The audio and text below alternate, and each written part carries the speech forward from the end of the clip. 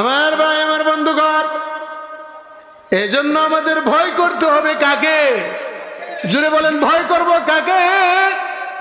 আল্লাহ তাআলা বলেন, ইয়া আইয়ুহাল্লাযীনা আমানুত্তাকুল্লাহ,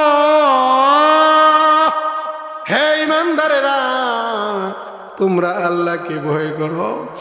আল্লাহকে ভয় করলে, যে মানুষগুলি আল্লাহকে ভয় করবে সে কখনো গুনাহ করবে না। যে লোকটা আল্লাহকে ভয় করবে সে কখনো পাপ করবে না। যে লোকটা আল্লাহকে ভয় করবে সে কখনো মিথ্যা বলবে না। যে লোকটা আল্লাহকে ভয় করবে সে কখনো চুগলখড়ি করবে না। যে মানুষটা আল্লাহকে ভয় করবে সে কোনো গীবত শিকায়ত করবে না। যে লোকটা আল্লাহকে ভয় করবে সে কখনো জিনা ব্যভিচার করবে না। আমার ভাই, আমার বন্ধুগণ, এই জন্য আল্লাহকে ভয় করার দরকার আছে না নাই? গুনাহ ছাড়ার দরকার আছে না নাই? গুনাহ ছাড়তে রাজি আছি কি আছি না? আল্লাহর ভয় আমার অন্তরে থাকতে হবে। আল্লাহর ভয় যদি আমার আপনার অন্তরে থাকে, তাইলে ওই লোকটা কখনো গুনাহ করতে পারে না। আল্লাহ পাক রব্বুল আলামিন আমাদেরকে যেন গুনাহমুক্ত জীবন দান করেন।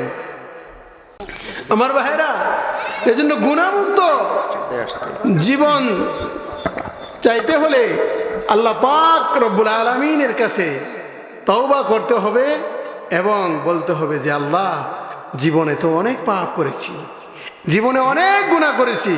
ওগো আল্লাহ, সেই গুনাহ থেকে আপনার দরবারে আমি মুক্তি চাইতেছি। আল্লাহ, আপনি আমাকে ক্ষমা করে দেন। আল্লাহ পাক রব্বুল আলামিন সাথে সাথে ক্ষমা করে দিবেন।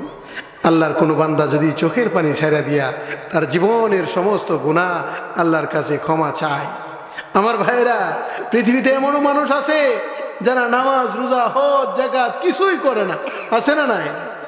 এমন লোক আছে যারা আল্লাহকেই বিশ্বাস করে না, আছে না নাই? মসজিদের বারান্দায়ও আসে না, এমন লোক আছে না নাই? ওই লোকগুলাও যদি আল্লাহর কদমে সেজদা দিয়া 2 রাকাত নামাজ পড়া তওবা কইরা আল্লাহর কাছে যদি চোখের পানি ছেড়ে দেয় যে, আল্লাহ, সারাটা জীবন আমি কি করলাম?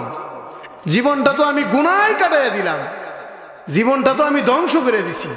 এই 50-60 বছরের জীবন পাইছিলাম, কিন্তু এই জীবনটা আমি ধরে রাখতে পারি নাই।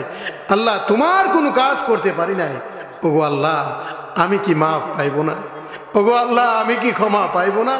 আল্লাহর কাছে এভাবে যখন কোনো বান্দা চাইবে, দোয়া করবে, আল্লাহ ডাক দিয়ে বলবেন, বান্দারে, হে বান্দা, তুমি আমারে মায়া করে ডাকতেছো।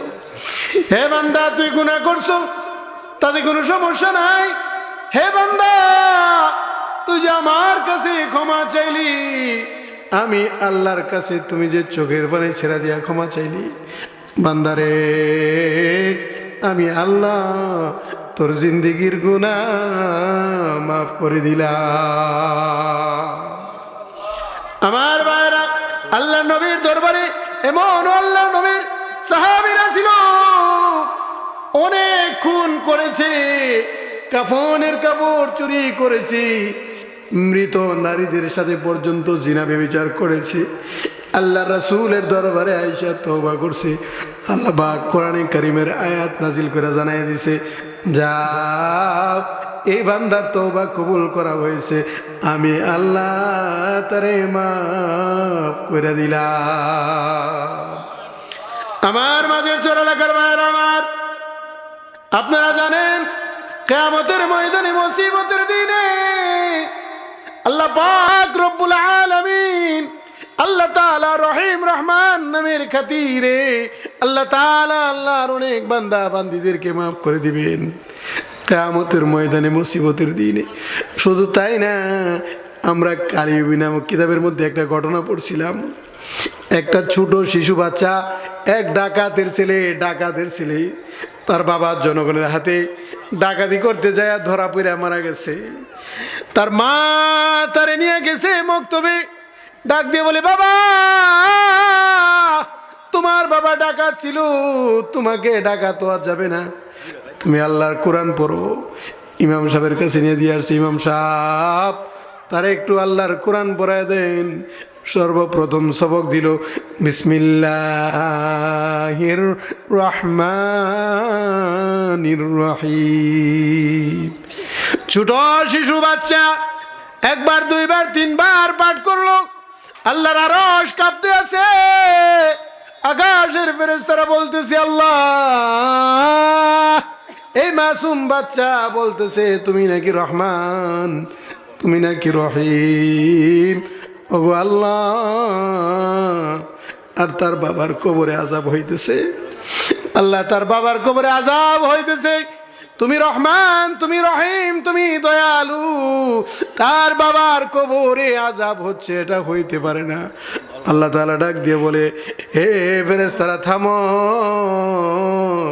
এই ছোট মাসুম বাচ্চা যে আমার নামের সাক্ষী দিল, আমি রহিম, আমি করিম, আমি দয়ালু, আমি মেহেরবান, আমার নামে সাক্ষী দেওয়ার কারণে আমি আল্লাহ তার বাবার কবরের আযাব মাফ করে দিলাম। সুবহানাল্লাহ। আমার ভাইয়েরা, এজন্য গুনাহ থেকে মুক্তি চাইবো কার কাছে? আল্লাহর কাছে। আর গুনাহ ছেড়ে দেব আল্লাহ পাকের দরবারে।